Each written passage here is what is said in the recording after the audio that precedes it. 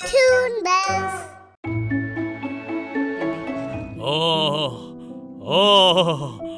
అరే ఏమైంది షేర్ ఖాన్? నా కాళ్ళలో చాలా నొప్పిగా ఉంది. ఈ నొప్పి నీకు ఎప్పటినుంచి ఉంది షేర్ ఖాన్? నిజం చెప్పు, నీకు దెబ్బేమైనా తగిలిందా? నాకు ఏ దెబ్బ తగల్లేదు. ఈ సమస్య నాకు చాలా రోజులుగా ఉంది. నాకు దీనికి చికిత్స కూడా తెలుసు. సింహం మరియు దయగల నక్క. అది రాత్రి సమయం. సింహం చెట్ల మధ్యలో కూర్చుని చూస్తూ ఉంది. అదే సమయంలో అక్కడ ఒక జింక గడ్డి తింటూ ఉంది. ఇదే సరైన సమయం. అలా అంటూ సింహం ఆ జింకపైకి దూకి జింకని పట్టుకోవడానికి ప్రయత్నించింది. కాని ఒక కాలు అవిటిది కావడంతో సింహం జింకని చేరుకోకముందే కింద పడిపోయింది. వదిలే షేర్ ఖాన్, అవిటి సింహాలు దాడి చేయలేవు. నువ్వు అనవసరంగా కష్టపడుతున్నావు. జింక మాట విని సింహానికి చాలా కోపం వచ్చింది. ఇంకా జింక వేగంగా అక్కడి నుండి పారిపోయింది. అప్పుడే ఒక దుప్పి అక్కడికొచ్చింది. షేర్ ఖాన్, నువ్వు అనవసరంగా కష్టపడతావు. ముందు నువ్వు నీ అవిటితనాన్ని దూరం చేసుకో. ఇది నాకు పుట్టుకతో వచ్చిన జబ్బు. దీన్నిప్పుడు ఎలా బాగు చేసుకోగలను? ఇది అసాధ్యమేమీ కాదు. ఏ రోజైతే నువ్వు ఈ అడవిలో అందరికన్నా దయగల జంతువుని చంపి తింటావో ఆ రోజు నీ అవిటితనం దూరం అవుతుంది. ఏంటి, నిజమా? నా అవిటితనం దూరం అయిపోతుందా? అవును, నిజమే. ఒకవేళ నమ్మకం లేకపోతే ఒకసారి చేసి చూడు. ఆ మాట విని సింహం అన్నింటికంటే ఎక్కువ దయగలిగిన జంతువుని వెతకడం మొదలుపెట్టింది. ఒకరోజు సాయంత్రం సింహం చెరువు దగ్గర నీళ్లు తాగుతున్న ఒక నక్కను చూసింది. అప్పుడే ఒక జీబ్రా అక్కడికొచ్చింది. చింకీ నక్క, నాకిప్పుడు నీ సహాయం చాలా అవసరం. నా బిడ్డ ప్రాణం ప్రమాదంలో ఉంది. త్వరగా పద. ఏమన్నా? నీ బిడ్డ ప్రాణం ప్రమాదంలో ఉందా? సరే, త్వరగా వెళ్దాం పద. నక్క జీబ్రాతో పాటు వెళ్ళింది. అలాగే సింహం కూడా నెమ్మదిగా వాటి వెంట వెళుతుంది. అవి ఒక చోటకి చేరుకున్నాయి. జీబ్రా యొక్క బిడ్డ ఒక కొండ చివరన వేలాడుతూ కనిపించింది. అలాగే కింద చాలా జంతువులు కూడా నిల్చుని ఉన్నాయి. అరే, త్వరగా తనని కాపాడకపోతే కింద పడి చనిపోతాడు. మాకేం అర్థం కావటం లేదు, అందుకే నిన్ను పిలిచాము. సరే, నేను చెప్పేది అందరూ జాగ్రత్తగా వినండి. అందరూ కలిసి గడ్డిని తీసుకొని రండి. ఎంత వీలైతే అంత ఎక్కువ గడ్డిని తీసుకొని రండి. ఆ గడ్డిని తీసుకొచ్చి కొండ కింద నేల మీద పరచండి. తన మాట విన్న జంతువులన్నీ పక్కనే ఉన్న మైదానంలో నుండి గడ్డి తేవడం మొదలుపెట్టాయి. కొద్దిసేపట్లో బోలెడు గడ్డిని జమ చేశాయి. అలాగే జంతువులన్నీ కలిసి దాన్ని కొండ కింద పరిచాయి. అప్పుడే జీబ్రా యొక్క బిడ్డ కూడా గడ్డిని చూసి కిందకి దూకింది. బిడ్డా! జీబ్రా యొక్క బిడ్డ గడ్డి మీద పడి క్షేమంగా కిందకొచ్చేసింది. నాకన్నా దేవుడి దయ వల్ల నువ్వు క్షేమంగా ఉన్నావు. ఓహో నక్క, నిజంగా నువ్వు దయాహృదయం కలిగి ఉండడంతో పాటు తెలివిందనివి కూడా. ఆ మాట విన్న సింహం మళ్ళీ ఇలా అంది. దయగలదా? ఇంకా సింహం తన బుర్రలో ఏవేవో ప్లాన్లు వేయడం మొదలుపెట్టింది. సింహం ఒకరోజు తీవ్రంగా అరవడం మొదలుపెట్టింది. అరే, ఇది మన షేర్ ఖాన్ గొంతులా ఉంది. జంతువులన్నీ సింహం దగ్గరకు చేరుకున్నాయి. అరే ఏమైంది షేర్ ఖాన్? నువ్వెందుకలా అరుస్తున్నావు? నా కాళ్ళలో చాలా నొప్పిగా ఉంది. చాలా ఎక్కువ నొప్పి ఉంది. ఈ నొప్పి నీకు ఎప్పటినుంచి ఉంది షేర్ ఖాన్? నిజం చెప్పు, నీకు దెబ్బేమైనా తగిలిందా? నాకు ఏ దెబ్బ తగల్లేదు. ఈ సమస్య నాకు చాలా రోజులుగా ఉంది. నాకు దీనికి చికిత్స కూడా తెలుసు. అలా అయితే మరి నువ్వు ఇన్ని రోజులు దీనికి చికిత్స ఎందుకు చేయించుకోలేదు? ఎందుకంటే ఆ పని వేరే ఎవ్వరూ చేయలేరు. ఎవ్వరూ చేయలేరు. నాకు చెప్పు షేర్ ఖాన్, నీకోసం నేను ఆ పని తప్పకుండా చేస్తాను. మా తాతగారు నా కలలోకి వచ్చారు. ఆయన నాకు ఏం చెప్పారంటే, మన అడవిలో మృత్యు గుహ ఉంది కదా, అందులో ఒక దానిమ్మ పండు పెరుగుతోందని, ఆ పండుని కేవలం దయగల జంతువు మాత్రమే తీసుకురాగలదని చెప్పారు. ఆ జంతువు ఎప్పుడూ ఎవరికీ హాని చేసి ఉండకూడదు. ఆ దానిమ్మ పండు తిన్న వెంటనే నేను పూర్తిగా బాగుపడతాను, మరియు నా అవిటితనం శాశ్వతంగా తొలగిపోతుంది. షేర్ ఖాన్, నువ్వేం కంగారు పడకు. నీకోసం నేను ఆ గుహలోకి తప్పకుండా వెళ్తాను. అలాగే నీకోసం ఆ దానిమ్మ పండుని కూడా తీసుకొస్తాను. అప్పుడే వాటిలో అన్నింటికన్నా వృద్ధుడైన ఎలుగుబంటి ఇలా అంది. నేను కూడా ఆ గుహ గురించి చాలా విన్నాను, కానీ సింహం చెప్పినట్లుగా ఏమీ వినలేదు. కానీ దాని లోపల చాలా చీకటిగా ఉంది, నాకంతవరకే తెలుసు. షేర్ఖాన్ వాళ్ళ తాతగారు కళ్ళకొచ్చి మరీ చెప్పారంటే అది అబద్ధం అవ్వకపోవచ్చు. నేను తప్పకుండా అక్కడికి వెళ్తాను. ఆ మాట విన్న ముసలి ఎలుగుబంటి రహస్యమయమైన చూపుతో సింహం వైపు చూసింది. తనకి ఏదో తెలిసినట్టుగా తను ఒక చిరునవ్వు నవ్వింది.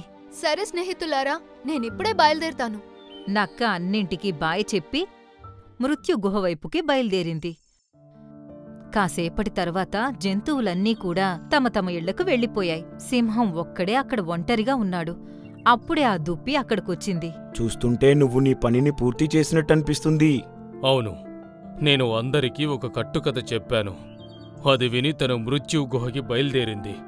ఇక తను మృత్యు గుహకి చేరుకున్నాక చీకటిని అడ్డం పెట్టుకుని నేను తన మీద దాడి చేస్తాను. అవిటివాన్నైనా నేను అక్కడ సులభంగా తన మీద నేను దాడి చేయగలను. ఇంకోవైపు నక్క కొన్ని గంటలు ప్రయాణం చేశాక మృత్యు గుహ దగ్గరకు చేరుకుంది. దాని లోపలంతా చాలా చీకటిగా ఉంది. అయ్యో దేవుడా, ఈ గుహ లోపల చాలా చీకటిగా ఉంది. కానీ షేర్ఖాన్ని కాపాడాలంటే ఇందులోకి వెళ్ళక తప్పదు. సింహం ముందుగానే ఆ గుహలోపల నక్క కోసం ఎదురు చూస్తూ ఉంది. నక్క గుహలోపలికి వెళ్లిన వెంటనే సింహం తన మీద దాడి చెయ్యడానికి మంచి అవకాశం కోసం ఎదురుచూస్తూ ఉంది. పాపం షేర్ఖాన్ ఆ నొప్పితో చాలా బాధపడుతున్నాడు. భగవంతుడా, ఈ గుహ లోపల నాకు ఏం జరిగినా పర్వాలేదు, కానీ షేర్ఖాన్ అవిటితనాన్ని పోగొట్టి ఆ దానిమ్మ పండుని తప్పకుండా నాకు దొరికేలా చూడు. షేర్ఖాన్కి నయమైపోతే ఆ తర్వాత నా ప్రాణాలు పోయినా పర్వాలేదు. నాకు దాని గురించి అస్సలు బాధలేదు. తన మాటలు విన్న సింహం మనసులో ఏదో ఆలోచన వస్తూ ఉంది. అప్పుడే దుప్పి అక్కడికి వచ్చింది. చూస్తూ నిల్చున్నావేంటి షేర్ఖాన్? వెళ్ళు, వెంటనే తన మీద దాడి చెయ్యి. నీ అవిటితనం శాశ్వతంగా దూరమైపోతుంది. తన మీద దాడి చెయ్యాలా? పాపం, నా ఆరోగ్యం గురించి నేను చెప్పిన అబద్ధం విని నా కోసం తను మృత్యు గుహలోకి వచ్చింది. ఈ ప్రయత్నంలో తన ప్రాణాలు పోయినా పర్లేదు, కాని షేర్ఖాన్ అవిటితనం దూరం అవ్వాలనుకుంటున్న తనని నేను చంపాలా? ఏంటి నువ్వు మాట్లాడేది? అరే, తనని చంపేయి. నీకు నీ అవిటితనం పోగొట్టుకోవాలని ఉందా లేదా? అది నాకున్న జబ్బు. ఒకవేళ దేవుడు తలుచుకుంటే నా మీద దయ కలిగి దీన్ని బాగు చేసేవాడు. నేనొక దయగల జంతువుని చంపడమా? ఇదెక్కడి న్యాయం? ఆ మాట విని దుప్పికి అర్థమైపోయింది తన ఉపాయం ఇక పనిచెయ్యదు అని. సింహం కాముగా అక్కడ్నుండి వచ్చేసింది. వెంటనే తన గుహ దగ్గరకు వెళ్లి అక్కడ ఉన్న జంతువులన్నింటికీ నిజం చెప్పేసింది. షేర్ఖాన్ నిన్ను చూసి అసహ్యం వేస్తుంది. నీ రోగాన్ని పోగొట్టుకోవడానికి నువ్వు నక్కని చంపాలని చూశావు. పైగా తన దయాగుణాన్ని నువ్వు అలుసుగా తీసుకున్నావు. కాళ్ళు నొప్పి అనే అబద్ధం చెప్పి తనని మృత్యు గుహలోకి పంపించావు కదూ. నేనిప్పుడు ఏదైతే చేశానో అది చాలా పెద్ద తప్పు. కానీ నేను మిమ్మల్ని అభ్యర్థిస్తున్నాను, మీరు నక్కకి దీని గురించి చెప్పకండి. లేదంటే తన మనసు చాలా బాధపడుతుంది. ఇప్పుడు నా కళ్ళు తెరుచుకున్నాయి. ఇంకెప్పుడు నేను ఎవరిని చంపాలని ప్రయత్నించను. నేను జీవితాంతం ఇలా అవిటివాడిగానే సంతోషంగా ఉంటాను. ఈ మాట విని అన్నీ మౌనంగా ఉండిపోయాయి. ఇంతలోనే నక్క అక్కడికి చేతిలో దానిమ్మ పండు పట్టుకుని వచ్చింది. ఇదిగో షేర్ఖాన్, ఈ దానిమ్మ పండుని తిను. దీన్ని తింటే నీ జబ్బులన్నీ కూడా దూరమైపోతాయి. జంతువులన్నీ నక్క యొక్క మంచితనం ఇంకా అమాయకత్వం చూసి లోలోపలే తనని పొగడ్డం మొదలుపెట్టాయి. ఇలా ఇవ్వు ప్రియమైన నక్క. సింహం దానిమ్మ పండుని తిని మనసులో ఇలా అనుకుంది. ఒకవేళ ఇది తిన్న తర్వాత కూడా నాకు నయం అవ్వకపోతే పాపం ఈ నక్క చాలా బాధపడుతుంది. దానిమ్మ తిన్న వెంటనే తనకి ఏదో అయ్యింది. నాకెందుకో చాలా విచిత్రంగా అనిపిస్తోంది. అరే, ఏమైంది షేర్ఖాన్? ఈ పండు తినడం వల్ల నీకింకా నొప్పిగా ఉందా?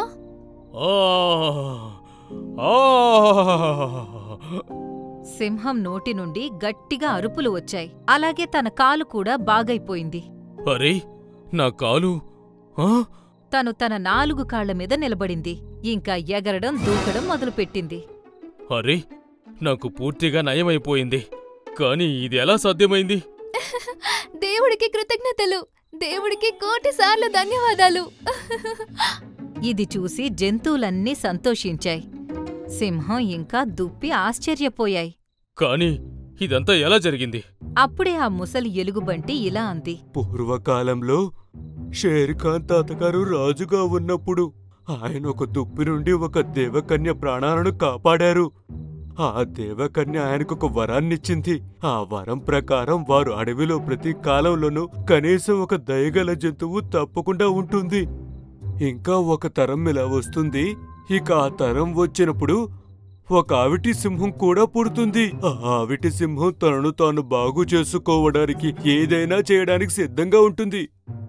ఆ సమయంలో ఒక దుప్పి దాని దగ్గరకు వచ్చి అది బాగుండాలంటే ఒక దయగల జంతువుని చంపి తినాలి అని రెచ్చగొడుతుంది.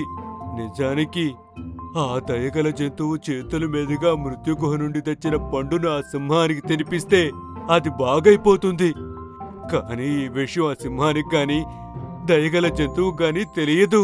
ఆ ఆవిటి సింహం సరైన సమయంలో సరైన నిర్ణయం తీసుకొని ఆ దయగల జంతువును ఆ సింహం వేటాడకుండా తనను తను ఆపుకోవాలి. అప్పుడే అంతా చక్కబడుతుంది. కాని ఒకవేళ అది దయగల జంతువుని చంపేస్తే ఇక ఈ అడవి సర్వనాశనమైపోతుంది. ఆ మాట విని అన్నీ ఆశ్చర్యపోయాయి. సింహం దుప్పి వైపుకు చూసింది. దుప్పి వెంటనే అక్కడి నుండి పారిపోయింది. పరిగెత్తు! దయగలనక్క, నన్ను క్షమించు. అలాగే నీకు చాలా చాలా కృతజ్ఞతలు. నీ వల్ల నా ఆవిటితనం దూరమయ్యింది. ఆ మాటలు విని నక్క నవ్వింది. మిగతా జంతువులు కూడా సంతోషించాయి. సింహం వంగి మరీ నక్కకి దండం పెట్టింది. వావ్! నన్ను నేను చూసుకున్న ప్రతిసారి నిజంగా నాకు చాలా ప్రౌడ్ ఫీలింగ్ వస్తోంది. ఒకసారి నా అందం చూడండి. అందమైన నా మెడ, అందంగా మెరుస్తున్న నా రెక్కలు. ఈ అడవి మొత్తంలో ఇలాంటి రెక్కలు ఎవ్వరికీ లేవు. నేను ఇంకా నా రెక్కలు మిగతా పక్షుల కన్నా అద్భుతంగా ఉంటాం. ఈ నెమల చూడటానికి భలే అందంగా ఉంది, కానీ మాటలు మాత్రం విషం. తనకి తగిన గుణపాఠం ఖచ్చితంగా నేర్పిస్తాను. అప్పుడే తను మారుతుంది. పొగరుబోతు నెమలి ఇంకా తెలివిగల కాకి.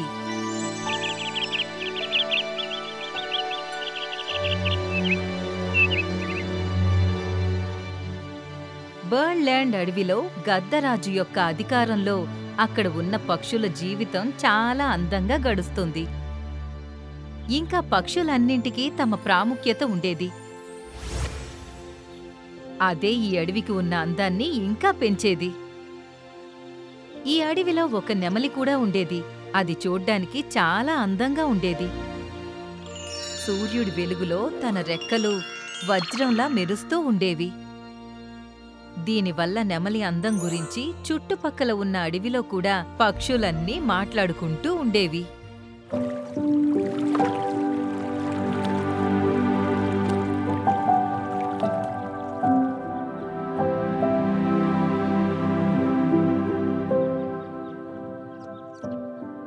ఒక్కసారి ఆ నెమలని చూడు, ఎంత అహంకారంతో అటూ ఇటూ నడుస్తూ ఉందో.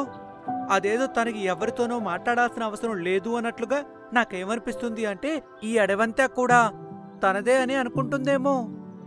మీరు చెప్పింది కూడా నిజమే. తను ఎప్పుడు ఎవరితో ఏమీ మాట్లాడడు. ఎప్పుడైనా మాట్లాడినా తన గొప్పలే చెప్పుకుంటాడు. విని విని నాకు చాలా బోర్ కొడుతుంది. అవును, అదైతే నిజమే. కానీ అందరికీ తన అందం అంటే చాలా ఇష్టం.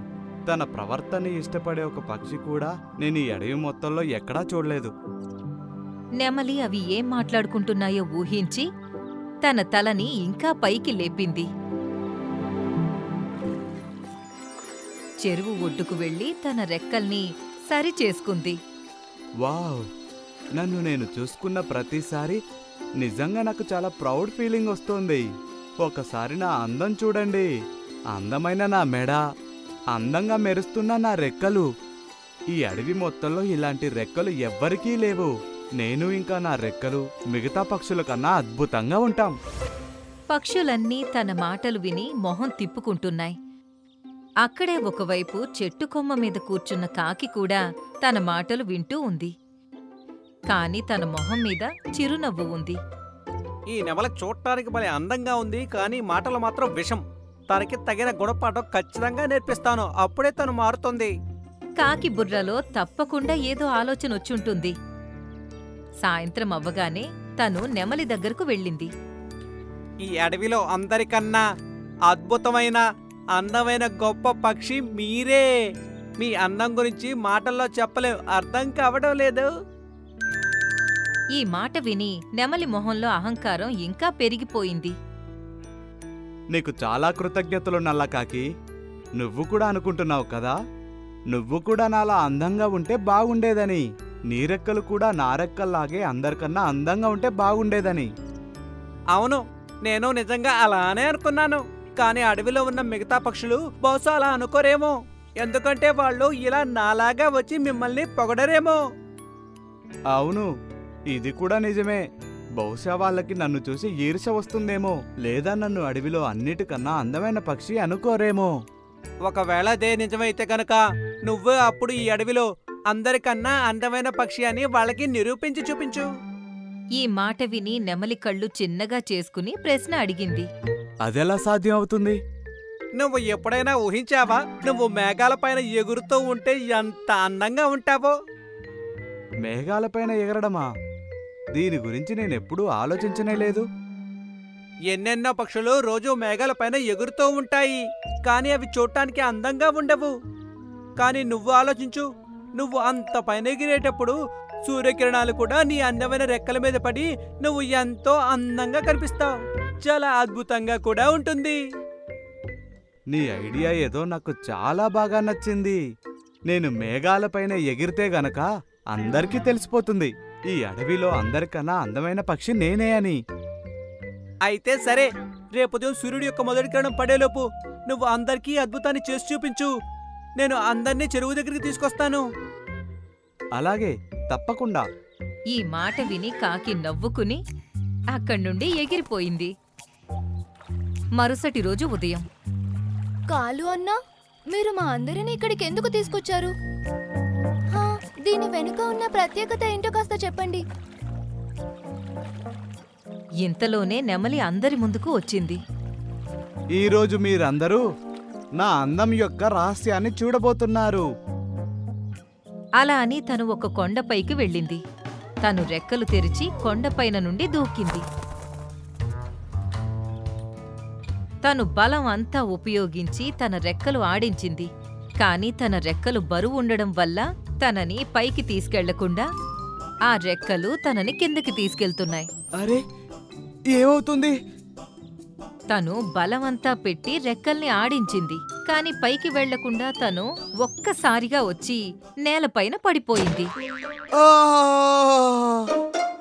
గద్ద ఇంకా రాబందు తమ రెక్కలు మొహానికి అడ్డు పెట్టుకుని నవ్వాయి. ఇంకోవైపు టీను పిచ్చుక ఇంకా గోరింక కూడా నవ్వుతున్నాయి. చిలుక కాకి వైపు చూసి కన్ను కొట్టి సైగ చేసి నవ్వడం మొదలుపెట్టింది. అప్పుడే గ్రద్దరాజా కూడా అక్కడికొచ్చాడు. ఏం జరుగుతోంది? మీరందరూ ఎందుకిలా నవ్వుతున్నారు? గ్రద్దరాజా, ఈ నెమలి తన అందమైన రెక్కలతో ఎగరడానికి ప్రయత్నం చేసింది, కానీ ఎగరలేక వచ్చి నేల మీదే పడింది. తన మీద తనకి చాలా గర్వం ఉండేది కదా, ఆ అహంకారికి ఏదో ఒక రోజు ఓటమిని చూడక తప్పదు కదా. కానీ నీకు ఎగరాలని ఎందుకు అనిపించింది నెమలి? అప్పుడే నెమలికి బదులుగా కాకి సమాధానం ఇచ్చింది. ఈ నెమలికి తన అందాన్ని చూసుకొని చాలా అహంకారం పెరిగిపోయింది. తన ఉద్దేశంలో తన అడవిలో అందరికన్నా అందమైన ఇంకా సామర్థ్యం ఉన్న పక్షి అంట. అందుకే తను ఎవరితోనూ మాట్లాడడానికి కూడా ఇష్టపడదు. తను ఏ రెక్కలను చూసుకొని ఇంతగా తన అహంకారాన్ని చూపిస్తుందో. నేను కేవలం ఇంతే అన్నాను. నీ రెక్కల సహాయంతో ఆ మేఘాల పైకి వెళ్లి నీ అందాన్ని అందరికీ చూపించు అన్నాను. ఇకప్పుడు నువ్వు నిరూపించుకోవచ్చు. అలాగే నువ్వు ఏదైతే అనుకుంటున్నావో, ఏదైతే చేస్తున్నావో, బహుశా తనకి ఈరోజు అర్థమైందనుకుంటున్నాను.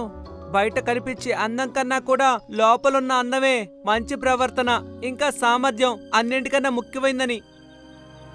తన మాట విని నెమలి తలదించుకుని ఇలా అంది. నేను మీ అందరినీ క్షమాపణ కోరుతున్నాను. నాకిప్పుడు అర్థమయ్యింది. అహంకారంతో నా కళ్ళు మూసుకుపోయాయి. నా అందం వల్ల నేను అందరికన్నా గొప్పవాణ్ణి అనుకునేవాణ్ణి. కానీ నేను ఎంత పెద్ద మూర్ఖున్నో ఈరోజు నిరూపించుకున్నాను.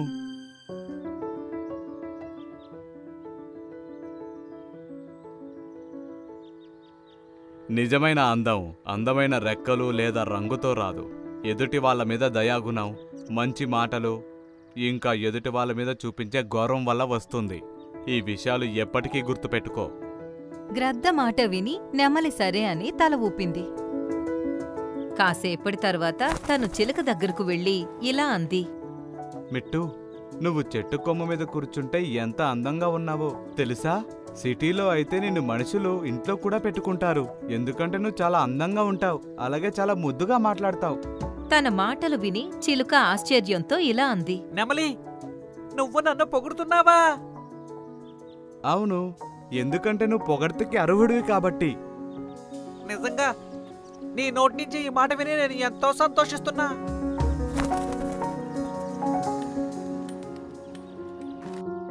అక్కడ్నుండి నెమలి కోయిల దగ్గరకు వెళ్ళింది. అది చెట్టు మీద కూర్చుని పాట పాడుతుంది.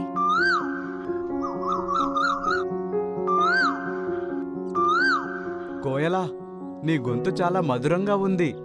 చెవులకి నీ పాట వినిపించిన ప్రతిసారి మనసు చాలా ప్రశాంతంగా ఉంటుంది. ఓ ప్రియమైన నెమలి, నీకు చాలా కృతజ్ఞతలు. నీకోసం నేను ఇంకా మధురంగా పాడతాను. అలా అని కోయిల పాట పాడ్డం మొదలుపెట్టింది. నెమలి వింటూ ఉంది. ఇంకా అన్నింటికీ నెమలి స్వభావం నచ్చుతుంది.